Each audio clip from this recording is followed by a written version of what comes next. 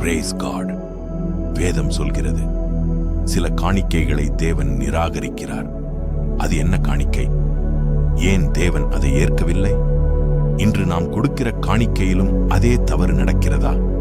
அதை தெரிந்து கொள்ள இந்த செய்தியை கவனமாக கேளுங்கள். இது இனிப்பு சேர்க்காத தேவனுடைய வார்த்தையின் தொடர். இந்த நாட்களில் அநேக ஊழியர்கள் தேவனுக்கு எப்படி காணிக்கை செலுத்த வேண்டும் என்று போதிக்கிறார்கள். நல்லது.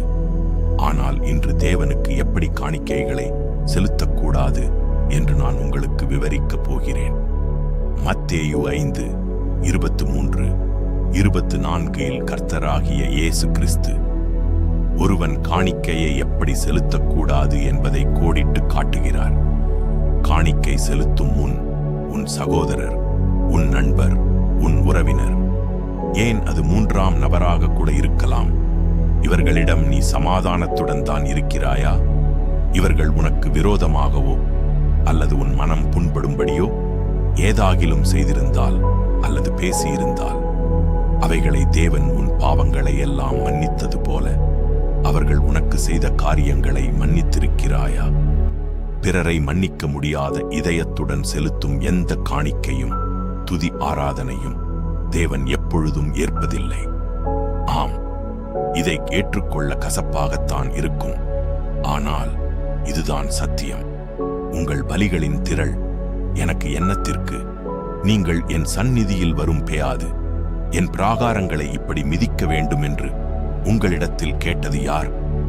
இனி வீண் காணிக்கைகளை கொண்டு வர வேண்டாம், அவைகளை சுமந்து இளைத்து போனேன் என்று ஏசாயா 1:11-14 வரை படித்துப் பாருங்கள். தேவனுடைய மனவேதனையும் ஆதங்கமான வார்த்தைகளையும் அறிவீர்கள். இதை சபையில் காணிக்கை நேரத்தில் சொன்னால் 300 விசுவாசிகள் உள்ள சபையில் அந்த வாரம் 300 ரூபாய் கூட காணிக்கை வராது என்பது வேடிக்கையாக இருந்தாலும் அதுவே நிதர்சனமான உண்மை.